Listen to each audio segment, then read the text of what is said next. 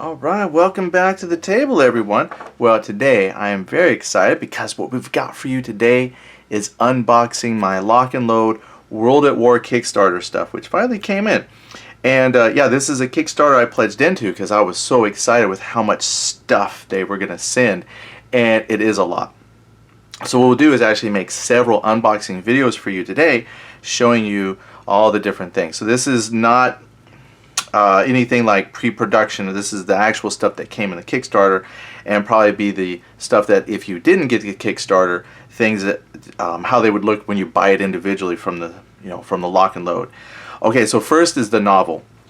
Okay, so I had digital access to this, and I know Kickstarter folks did, and I think the I'm not sure how widely out the novels went, the digitized copies, but as much as I like having things digitized, portable, I can take with me on like my tablet and whatnot, there's just something about having a physical book which is amazing. So I'm very excited to read this. I started reading it, and I'm not very good at reading digital books and things like that, so I didn't read much of this. But now that the actual book is here, that gives me something to read. So I'm gonna open this up real quick here. I found my X-Acto knife. I thought I'd lost it, but yay. Okay, so this is a nice looking book. I thought this was kind of cool. So we've got novels that are loosely based on the premise of the game. Things, events, and different things that are happening during, I guess, the World War III. So this is actually pretty cool. Ooh, I like this. At first, the back print was just a little bit blurry, but I'm glad I opened this up. And the paper they use, this is interesting. This isn't like normal novel paper. This is like magazine glossy paper. So that's kind of cool. I like that. I'm rubbing my thumb. I do that a lot of times when get paper like this because I want to see how smudgy it is.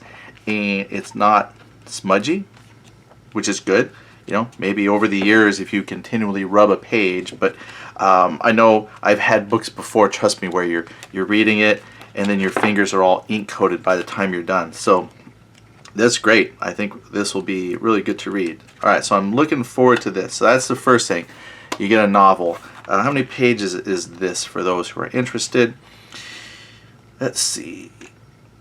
Oh, look at this. Some of you may be wondering what the World at War 85 game series is all about. The World at War 85, or WaW85 series, is a dynamic platoon-level tactical combat board game series centered on armored combat from the 1980s in a fictional World War III setting. Nice. Alright. Okay, so how many pages? That was a little at the end.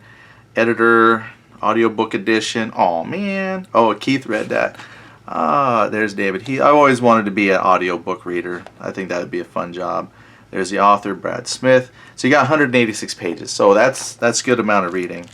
I know it's not Game of Thrones with 600 pages per book, but there's going to be more. So overall, you'll have a lot of reading at some point. So good first book. Happy with the way that turned out. So I'm going to set that off to the side. Oh, I was going to read this part.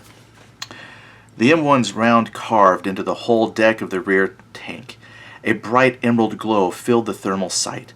When at last it dissipated, the T-80 was nothing but a heap of smoldering steel. The remaining enemy tank was caught between the two dead T-80s. It pivoted left and right, but the thick woods on either side blocked its progress. Storming the Gap, First Strike, a World at War 85 novel. Alright, so let's set that aside. And what I did, I got the box. I opened it. And I took all the peanut packaging out. That way I could just grab things. So let me put the camera up a little bit. So wobbly camera for a minute. It is the Solo Assistant. So right out the gates with your Kickstarter package, bam, we've got Solitaire. Alright, let's crack the plastic. Oh, that's satisfying. Here comes that new board game smell. That's why I love cracking boxes. Oh, okay, so, looks like this will cover Nations at War and World at War 85. Because I just looked at the picture, I didn't read this part. I don't know, I overlooked that. I saw this, I was like, that looks like a Panzer IV. And then an M1. Oh, okay. So this is cool. Looks like your solo assistant will work with both systems. I mean, it makes sense. They're both similar. Oh, good. And I love oversized cards. If you have by chance watched anything that I've done, you know I like oversized cards. So let's see. What do we got here for oversized cards? Bam! AEO orders. Cards.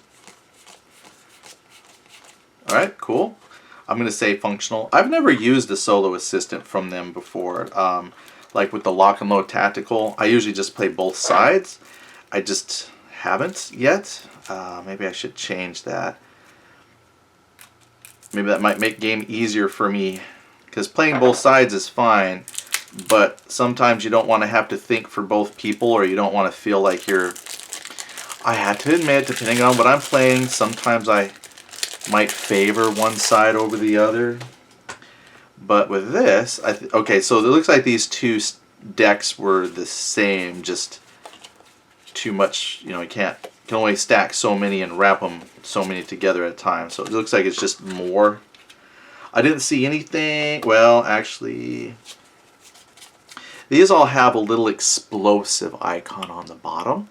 So that's probably why they're separate. That must mean something. So you have one little deck with a little explosive symbols. And then this has got, I guess, all the order cards then. And then let's see here. And then the book. And you got your module rules.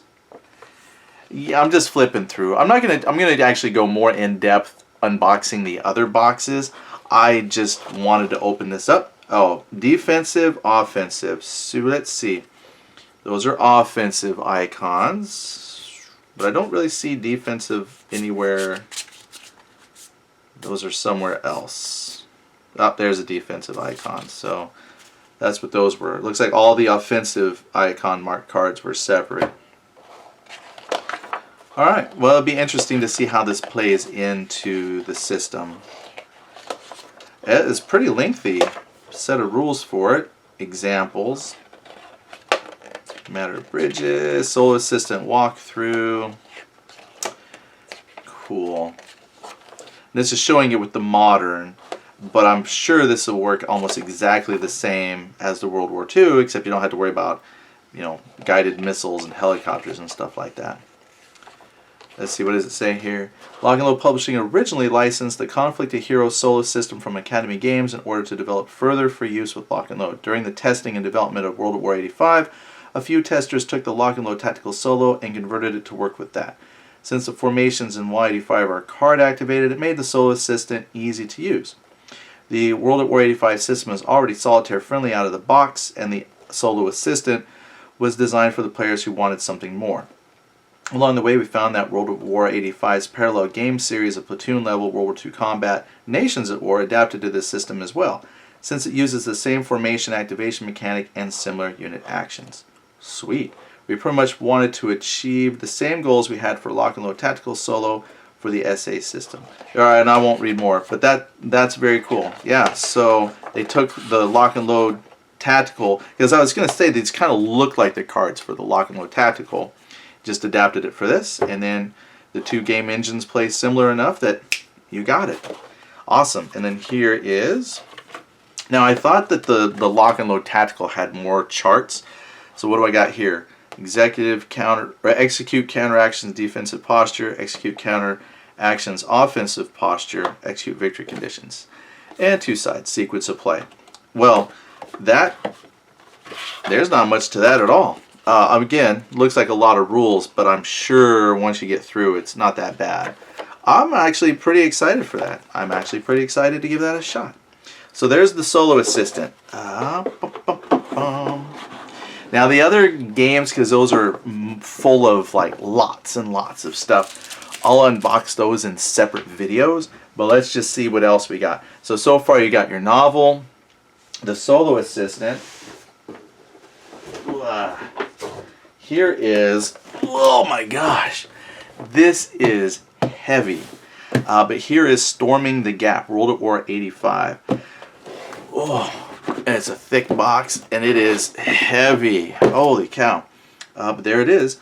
Vassal compatibility, which is great. Played a lot of Vassal stuff, and so to have this on Vassal is also very cool because I don't always have a chance to get everything to the table, but I can always get it to Vassal. But it's got Vassal compatibility. Complexity is about halfway. You know, your numbers will vary by person, but it does lend itself to some solitaire playability, it says, and especially with the solo assistant. Should have no problems there, but there you go. A lot of stuff. Yeah, this has a lot of things in there just by looking at the contents, but we'll do an unboxing later. But here's the first box, Volume 1, Storming the Gap. Oh my goodness. Oh, that's awesome. Alright, and then I'm trying to kind of keep this video short a little bit. That way I can just upload it directly. I don't have to edit pieces together. That's the hope. Okay, so here's the expansion stuff. Whew. And there was a lot of expansions that were unlocked, and they got it all here in the box. So I thought that was kind of nice when I first got this, because that would have been a lot of individual boxes for each of these, but it looks like it's mostly going to be just the counter sheets and maps and maybe any charts played you need for those expansions, and it all fits in this box. And it is almost exactly the same, yeah, it's like the same size as the base game. So this is all your extra stuff. So that's a lot. So this is 3 expansions. The Defense of Frankfurt, Storm and Steel Second Wave, and then Drive on Gießen. I don't know how to pronounce that exactly. And it has a bonus. An additional standard World at War 85 utility marker sheet is provided to give you an even more Rex, Ops Complete, Out of Command, and Disruption markers, especially useful as your scenarios get larger. Yeah, this is going to take up, eventually, a lot of table space. So I might not be able to do the larger scenarios here in my filming area for you. You know. But first printing, hey, hey. Alright, so there you go. You got the book, Solo Assistant, Storming the Gap base module, and then, oh, this huge box of expansions. And the other thing, too, which I thought was cool, is this, what is this, polypropylene, not styrene, but I guess polypropylene. Well, that's wrinkly. Well, that's wrinkly. Ugh, nice, loud, and wrinkly. Oh, this is nice. Stitched on the edges to keep it from fraying, if you will. Oh yeah, that's good. What exactly do I do with this? Oh, that's a turn tracker for you. Wow. Your formations, discards. Oof. Yeah, I'm going to have to rearrange the game table, I think, if I'm going to fit this and play for you all. I'm going to have to clean the table off entirely. Usually I just got half of it covered with miscellaneous games and components for filming over here to the side. But I think I'm going to have to actually clear a spot so you can fit, one, the entirety of this for when we play, and the mapping game. Whew, that's cool. So weather track, squall, mud, MLRS launches, deep dual purpose, what is dual purpose, improved conventional munitions, high explosive trackers. Cool. That's a lot, but that's cool. It's got tracks, because I know some games you get like a limited amount of different things. That's cool. And this is a really nice mat. Dare say that would make a phenomenal mouse pad. Yeah, there you go. So that's what came in today. You got your play mat. I was trying to think of a word for that. Play mat. Got a little of that packaging peanut there. Okay, so you get your play mat. You get the big ol' expansion pack and the base game and the solo assistant and the novel. So that's what came in my Kickstarter package. Now, if you didn't get the Kickstarter, again, I think all of this is, I didn't look at the website before I started filming, so I'm going to say that this stuff is probably available for order now, since it is being sent out to all the Kickstarter backers. So you could probably go to the Lock and Load website and order all this stuff and get it for yourself. So thanks for watching, and we'll see you on some unboxings. Bye.